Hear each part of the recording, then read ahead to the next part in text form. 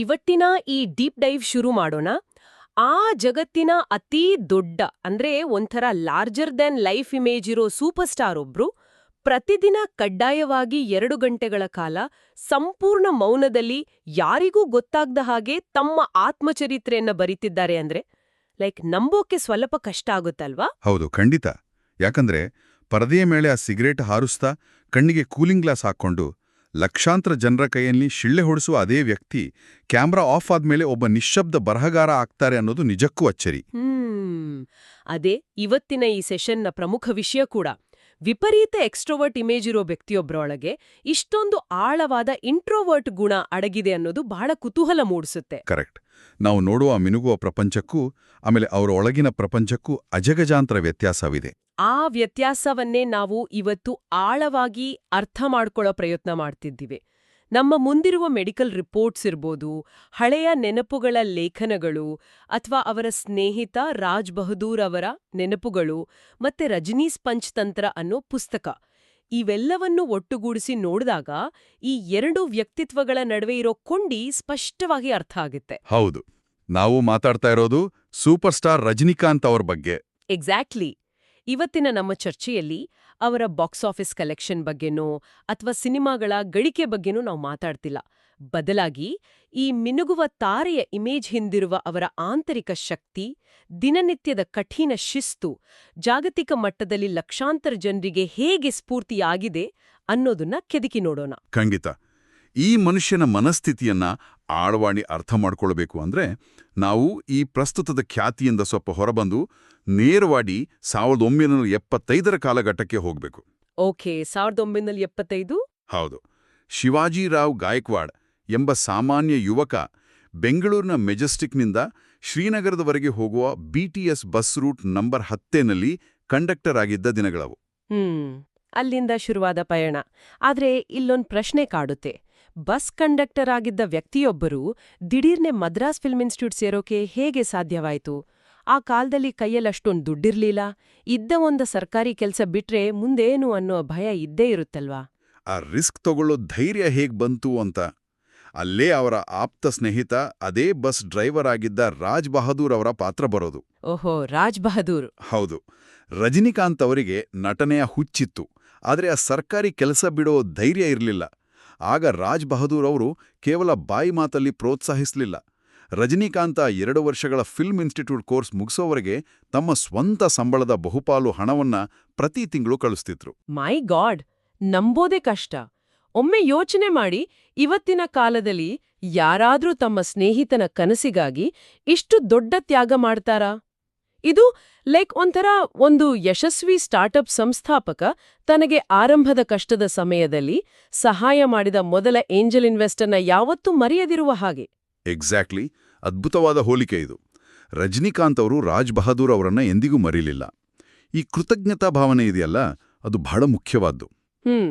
ಯಾಕೆಂದ್ರೆ ಆರಂಭದಲ್ಲಿ ಮೂಟೆ ಹೊರುವ ಕೂಲಿಯಾಗಿ ಕೆಲಸ ಮಾಡಿ ಆಮೇಲೆ ಸ್ನೇಹಿತನ ಬೆವರಿನ ಹಣದಿಂದ ಓದಿ ಬೆಳೆದಾಗ ಹಣ ಮತ್ತು ಯಶಸ್ಸಿನ ಬಗ್ಗೆ ಇರೋ ದೃಷ್ಟಿಕೋನ ಸಂಪೂರ್ಣವಾಗಿ ಬದಲಾಗುತ್ತೆ. ಅದು ನಿಜ. ಬಹುಶಃ 50 ವರ್ಷಗಳ ಸುದೀರ್ಘ ವೃತ್ತಿ ಜೀವನದಲ್ಲಿ ಕೋಟಿಗಟ್ಲೆ ಹಣದ ಆಫರ್ ಬಂದ್ರೂ ಅವರು ಯಾವುದೇ ಕಮರ್ಷಿಯಲ್ ಬ್ರ್ಯಾಂಡ್ಗಳ ಜಾಹೀರಾತಿನಲ್ಲಿ ನಟಿಸದಿರುವುದಕ್ಕೆ ಇದೇ ಕಾರಣ ಇರಬೇಕಲ್ವಾ? ಅದೇ ಕಾರಣ. ಅವರು ಜಾಹೀರಾತುಗಳಿಂದ ಸಂಪೂರ್ಣವಾಗಿ ದೂರ ಉಳಿದರು. ಆದ್ರೆ ಒಂದು ನಿಮಿಷ, ನನಗಿಲ್ಲಿ ನಿಜಕ್ಕೂ ಒಂದು ಅನುಮಾನ ಕಾಡ್ತಿದೆ. ಕೇಳಿ. 90ರ ದಶಕದಲ್ಲಿ ಪ್ರತಿಯೊಬ್ಬ ಸ್ಟಾರ್ ನಟರು ಕೋಲಾಗಳ ಆಮೇಲೆ ಸೋಪುಗಳ ಜಾಹೀರಾತುಗಳಲ್ಲಿ ನಟಿಸಿ ಕೋಟಿ ಕೋಟಿ ಹಣ ಮಾಡ್ತಿದ್ರು. ರಜನಿಕಾಂತ್ ಅವರು ಎಲ್ಲವನ್ನೂ ರಿಜೆಕ್ಟ್ ಮಾಡಿದ್ರು ಅನ್ನೋದು ನಿಜ. ಆದ್ರೆ ಇದು ಕೇವಲ ತಮ್ಮನ್ನೊಂದು ದೇವರ ಸ್ಥಾನದಲ್ಲಿ ಅಂದ್ರೆ ಲಾರ್ಜರ್ ದೆನ್ ಲೈಫ್ ಇಮೇಜ್ನಲ್ಲಿ ಕೂರಿಸ್ಕೊಳ್ಳೋಕೆ ಮಾಡಿದ ಕ್ಯಾಲ್ಕ್ಯುಲೇಟೆಡ್ PR ಸ್ಟಂಟ ಇರ್ಬೋದಲ್ವೇ? ಇದರ ಹಿಂದೆ ನಿಜಕ್ಕೂ ನೈತಿಕ ಹೊಣೆಗಾರಿಕೆ ಇತ್ತಾ ಅನ್ನೋದು ನನ್ನ ಪ್ರಶ್ನೆ. ಬಹಳ ಸೂಕ್ತವಾದ ಪ್ರಶ್ನೆ ಇದು. ಮೇಲ್ನೋಟಕ್ಕೆ ಇದು ಒಂದು ಇಮೇಜ್ ಬಿಲ್ಡಿಂಗ್ ತರ ಕಾಣ್ಬೋದು. ಆದ್ರೆ ಅವರ ಆಪ್ತ ವಲಯದ ಮೂಲಗಳನ್ನ ಮತ್ತೆ ಅವ್ರು ತೆಗೆದುಕೊಂಡ ನಿರ್ಧಾರಗಳನ್ನ ಆಳವಾಗಿ ವಿಶ್ಲೇಷಿಸಿದರೆ ಬೇರೆದೇ ಚಿತ್ರಣ ಸಿಗುತ್ತೆ. ಓಹೋ, ಹೇಗದು? ಏನಂದ್ರೆ ಅವರು ಬಡತನದಿಂದ ಬಂದವರು. ತಮ್ಮ ಅಭಿಮಾನಿಗಳು ತಮ್ಮ ಮೇಲೆ ಇಟ್ಟಿರುವ ಆ ಕುರುಡು ನಂಬಿಕೆ ಅವರಿಗೆ ಚೆನ್ನಾಗಿ ಗೊತ್ತಿದೆ. ತಾನೊಂದು ಪ್ರಾಡಕ್ಟ್ ಅನ್ನ ಪ್ರಮೋಟ್ ಮಾಡಿದ್ರೆ ಅಭಿಮಾನಿಗಳು ಸಾಲ ಮಾಡಿಯಾದ್ರೂ ಅದನ್ನ ಕೊಳ್ತಾರೆ ಅನ್ನೋ ಅರಿವು ಅವರಿಗಿತ್ತು. ಓಕೆ. ಆ ಪ್ರಾಡಕ್ಟ್ ಗುಣಮಟ್ಟದ್ದಾಗಿರದಿದ್ದರೆ ತಾನು ತನಗೆ ಅನ್ನ ಹಾಕಿದ ಜನರಿಗೆ ಮೋಸ ಮಾಡಿದಂತೆ ಅನ್ನೋ ಒಂದು ಅಪರಾಧಿ ಭಾವನೆ ಅವರನ್ನ ಕಾಡುತ್ತಿತ್ತು. ಹಾಗಾಗಿ ಕೇವಲ ಪೋಲಿಯೋ ಜಾಗೃತಿ ಮತ್ತೆ ನೇತ್ರದಾನದಂಥ ಸಾಮಾಜಿಕ ಕಾರ್ಯಗಳಿಗೆ ಮಾತ್ರ ಅವರು ತಮ್ಮ ಮುಖವನ್ನ ಬಳಸಲು ಅವಕಾಶ ನೀಡಿದರು.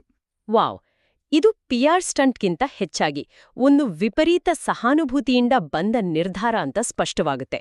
ಆ ಮಟ್ಟದ ಪ್ರಾಮಾಣಿಕತೆಯನ್ನ ಕಾಪಾಡಿಕೊಳ್ಳೋದು ಖಂಡಿತ ಸುಲಭವಲ್ಲ. ಹೌದು.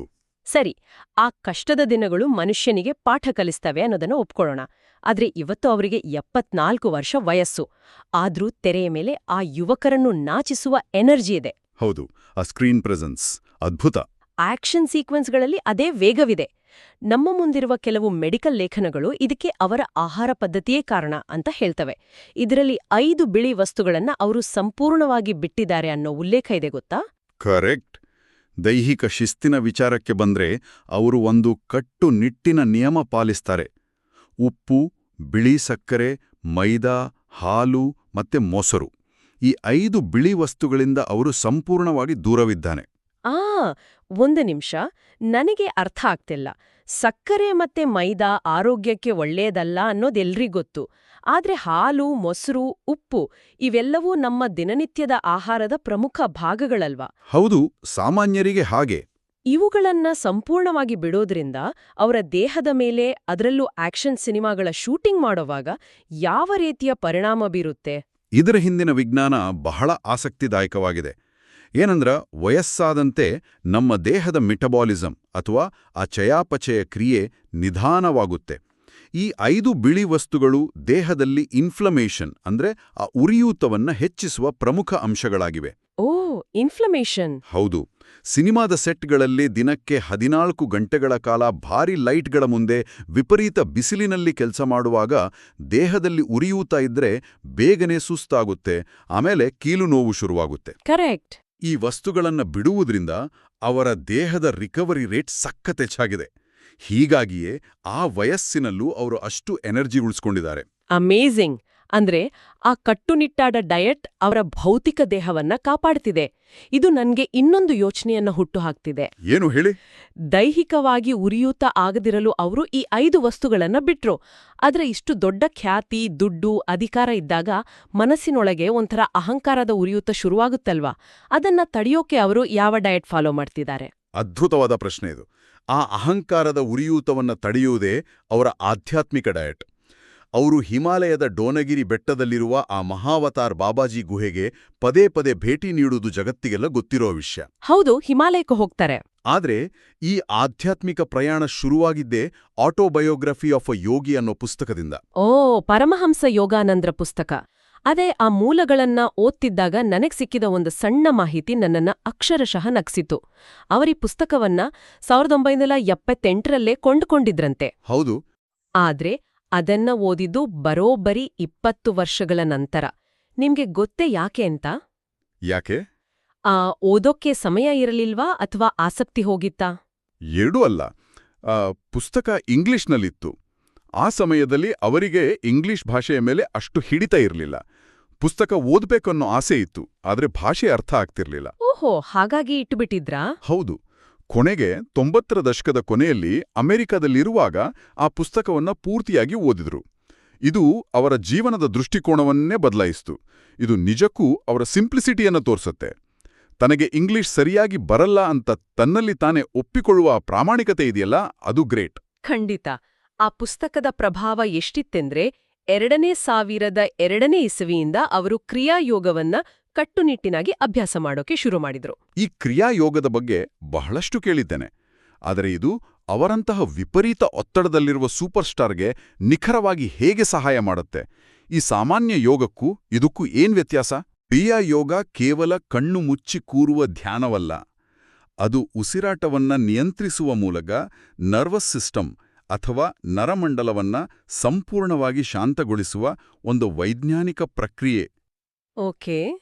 ಜಗತ್ತಿನಾದ್ಯಂತ ಲಕ್ಷಾಂತರ ಜನ ನಿಮ್ಮನ್ನ ಆರಾಧಿಸ್ತಿರುವಾಗ, ನಿಮ್ಮ ಪ್ರತಿಯೊಂದು ನಡೆಯನ್ನೂ ಮೀಡಿಯಾ ಗಮನಿಸ್ತಿರುವಾಗ, ಮೆದುಳು ಸದಾಕಾಲ ಹೈಪರ್ ಅಲರ್ಟ್ ಮೋಡ್ನಲ್ಲಿ ಇರುತ್ತೆ. ಹೌದು, ಎನಿಟೈಮ್ ಅಲರ್ಟ್. ಕ್ರಿಯಾಯೋಗ ಆ ಮೆದುಳಿನ ಅಲೆಗಳನ್ನ ನಿಧಾನಗೊಳಿಸಿ ಬಾಹ್ಯ ಪ್ರಪಂಚದ ಗದ್ದಲಗಳ ನಡುವೆಯೂ ಒಳಗೆ ಒಂದು ಸಂಪೂರ್ಣ ಮೌನವನ್ನ ಸೃಷ್ಟಿಸುತ್ತೆ. ಆ ಮೌನದ ಬಗ್ಗೆ ಮಾತಾಡುವಾಗ ನನಗೆ ಆರ್ಟ್ ಆಫ್ ಲಿವಿಂಗ್ ಆಶ್ರಮದಲ್ಲಿ ನಡೆದ ಆ ಘಟನೆ ನೆನಪಾಗ್ತಿದೆ.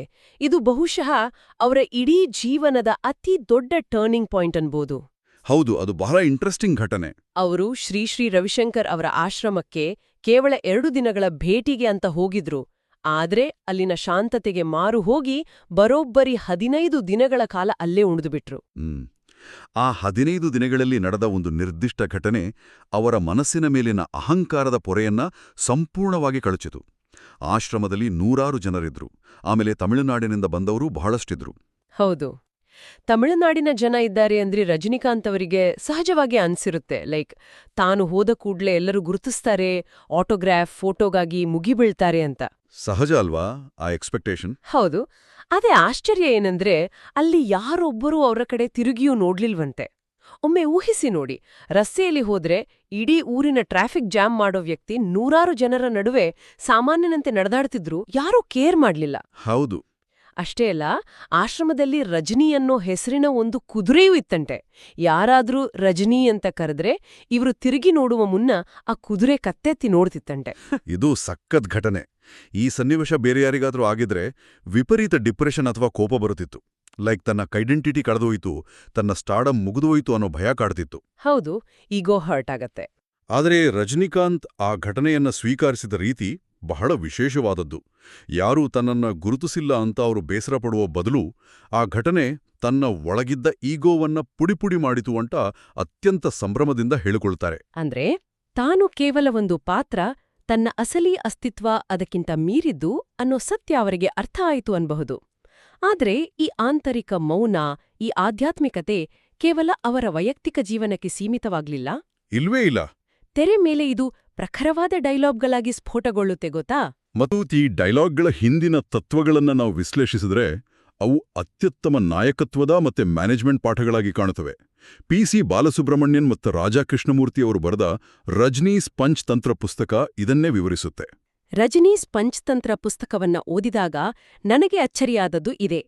ಅವರು ತೆರೆ ಮೇಲೆ ಹೇಳುವ ಆ ಮಾಸ್ ಡೈಲಾಗ್ಗಳು ಕೇವಲ ಶಿಳ್ಳೆ ಚಪ್ಪಾಳೆ ಗಿಟ್ಟಿಸಲು ಬರೆದದ್ದಲ್ಲ. ಉದಾಹರಣೆಗೆ, ಭಾಷಾ ಚಿತ್ರದ ಆ ಪ್ರಸಿದ್ಧ ಡೈಲಾಗ್ ತೆಗೆದುಕೊಳ್ಳಿ, ನಾನು 1 ಸಾರಿ ಹೇಳಿದ್ರೆ 100 ಸಾರಿ ಹೇಳಿದ ಹಾಗೆ. ಮ್ಯಾನೇಜ್ಮೆಂಟ್ ಭಾಷೆಯಲ್ಲಿ ಹೇಳುವಾದರೆ ಇದೊಂದು ಕಮಿಟ್ಮೆಂಟ್ ಮತ್ತೆ ಅಕೌಂಟಬಿಲಿಟಿ ಪಾಠ. ಓಕೆ. ಒಬ್ಬ ನಾಯಕನಾದವನು ಒಂದು ತೀರ್ಮಾನ ತೆಗೆದುಕೊಂಡ ಮೇಲೆ ಅದರ ಬಗ್ಗೆ ಪದೇ ಪದೇ ಸ್ಪಷ್ಟನೆ ನೀಡೋ ಅವಶ್ಯಕತೆ ಇರಬಾರದು. ಆತನ ಮಾತಿನಲ್ಲಿ ಅಷ್ಟು ತೂಕ ಮತ್ತೆ ಸ್ಪಷ್ಟತೆ ಇರಬೇಕು. ಇದು ನನ್ಗಂಟೂ ಒಬ್ಬ ದಕ್ಷ ಸಿಇಒ ತನ್ನ ಕಾರ್ಪೊರೇಟ್ ತಂಡಕ್ಕೆ ನೀಡುವ ಸ್ಪಷ್ಟವಾದ ಮಿಷನ್ ಸ್ಟೇಟ್ಮೆಂಟ್ ತರಹ ಕಾಣಿಸುತ್ತೆ. ಎಂಥ ಸ್ಪಷ್ಟವಾದ ಸಂವಹನದ ಪಾಠ ಇದು. ಖಂಡಿತ. ಅಷ್ಟೇ ಅಲ್ಲ, ಒಬ್ಬ ಸಾಮಾನ್ಯ ಉದ್ಯೋಗಿ ತನ್ನ ದಿನನಿತ್ಯದ ಆಫೀಸ್ ಕೆಲಸದಲ್ಲಿ ಅಳವಡಿಸಿಕೊಳ್ಳಬಹುದಾದ ಪಾಠವೂ ಹೌದು. ಪದೇ ಪದೇ ತನ್ನ ನಿರ್ಧಾರವನ್ನ ಬದಲಿಸದೆ ಒಂದು ಸ್ಪಷ್ಟವಾದ ಬೌಂಡ್ರಿ ಸೆಟ್ ಮಾಡುವುದನ್ನ ಇದು ಕಲಿಸುತ್ತೆ. ಅದೇ ರೀತಿ ಪಡೆಯಪ್ಪ ಚಿತ್ರದ ಎನ್ವಳಿ ತನಿವಳಿ ಅಂದ್ರೆ ನನ್ನ ದಾರಿಯೇ ವಿಶಿಷ್ಟವಾದ ದಾರಿ ಅನ್ನೋ ಡೈಲಾಗ್ ಇವತ್ತಿನ ತೀವ್ರ ಸ್ಪರ್ಧಾತ್ಮಕ ಜಗತ್ತಿನಲ್ಲಿ ಯಾವುದೇ ಒಂದು ಬ್ರ್ಯಾಂಡ್ ಅಥವಾ ಸಂಸ್ಥೆ ಯಶಸ್ವಿ ಆಗ್ಬೇಕಾದ್ರೆ ತನ್ನದೇ ಆದ ವಿಶಿಷ್ಟತೆಯನ್ನು ಹೊಂದಿರಬೇಕು. Brand differentiation. ಹೌದು, ಬ್ರ್ಯಾಂಡ್ ಡಿಫ್ರೆನ್ಸಿಯೇಷನ್ ಅನ್ನೋದು ಇವತ್ತಿನ ಮಾರ್ಕೆಟಿಂಗ್ ಮಂತ್ರ. ರಜನಿಕಾಂತ್ ಆ ಡೈಲಾಗ್ ಮೂಲಕ ತನ್ನದೇ ಆದ ಒಂದು ಯುನೀಕ್ ಐಡೆಂಟಿಟಿ ಕ್ರಿಯೇಟ್ ಮಾಡಿದ್ರು. ಇಲ್ಲಿ ಗಮನಿಸಬೇಕಾದ ಇನ್ನೊಂದು ಅಂಶ ಏನಂದ್ರೆ, ಈ ಜವಾಬ್ದಾರಿಯನ್ನ ಅವರು ಕೇವಲ ಸಿನಿಮಾಗೆ ಸೀಮಿತಗೊಳಿಸಿಲ್ಲ. ಇತ್ತೀಚೆಗಷ್ಟೇ ಅವರು ಯುವಜನತೆಗೆ ನೀಡಿದ ಕಟ್ಟುನಿಟ್ಟಿನ ಎಚ್ಚರಿಕೆಯನ್ನ ನಮ್ಮ ಮೂಲಗಳು ವರದಿ ಮಾಡಿವೆ.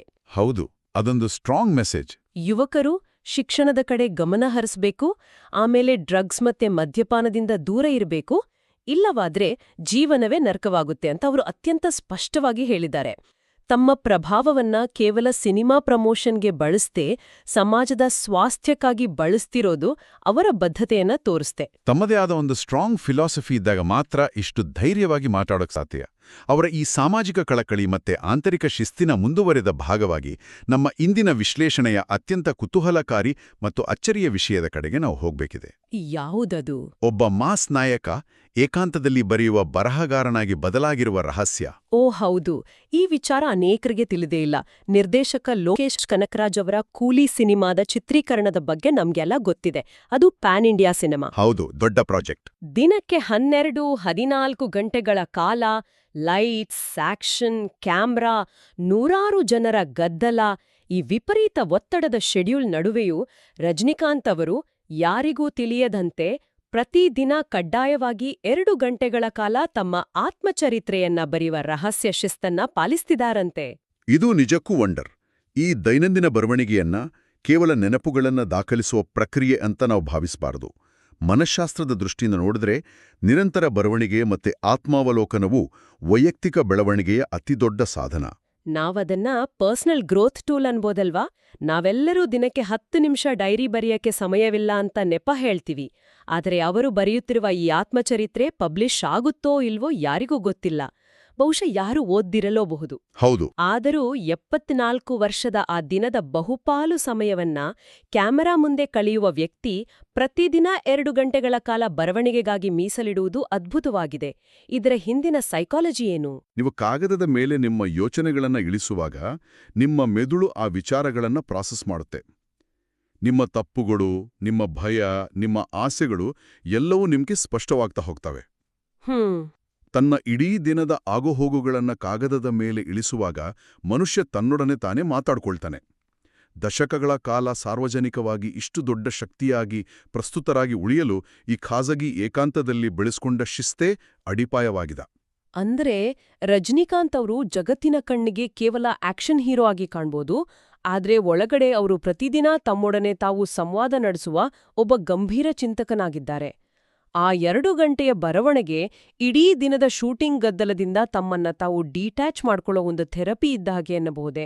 100ಕ್ಕೆ 100 ಹೌದು. ನಿರಂತರ ಆತ್ಮಾವಲೋಕನವು ಸೃಜನಶೀಲತೆಯನ್ನು ಕೂಡ ಅಗಾಧವಾಗಿ ಹೆಚ್ಚಿಸುತ್ತೆ. ಮುಂಬರುವ ಬರಹಗಾರರಿಗೆ ಅಥವಾ ಯಾವುದೇ ಕ್ಷೇತ್ರದಲ್ಲಿದ್ರೂ ತಮ್ಮನ್ನ ತಾವು ಅನ್ವೇಷಿಸಿಕೊಳ್ಳೋ ಬಯಸುವ ಪ್ರತಿಯೊಬ್ಬರಿಗೂ ಇದೊಂದು ಅತ್ಯುತ್ತಮ ಮಾದರಿ. ಒಂದು ಸ್ಟೈಲ್ ಅಥವಾ ಒಂದು ಡೈಲಾಗ್ನಿಂದ ಯಾರೂ 50 ವರ್ಷಗಳ ಕಾಲ ಸೂಪರ್ ಸ್ಟಾರ್ ಆಗಿ ಉಳಿಯೋಕೆ ಸಾಧ್ಯವಿಲ್ಲ. ಖಂಡಿತ ಸಾಧ್ಯವಿಲ್ಲ.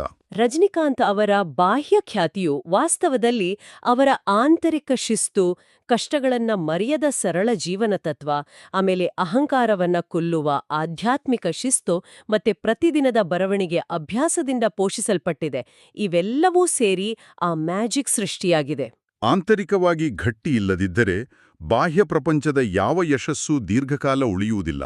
ಸಾರ್ವಜನಿಕ ಜೀವನದಲ್ಲಿ ಒಬ್ಬ ವ್ಯಕ್ತಿ ಅಷ್ಟು ದೊಡ್ಡ ಎತ್ತರಕ್ಕೆ ಬೆಳೆಯಬೇಕಾದರೆ ಖಾಸಗಿ ಜೀವನದಲ್ಲಿ ಆತನ ಬೇರುಗಳು ಅಷ್ಟೇ ಆಳವಾಗಿ ಗಟ್ಟಿಯಾಗಿ ಮಣ್ಣಿನೊಳಗೆ ಇಳಿದಿರಬೇಕು.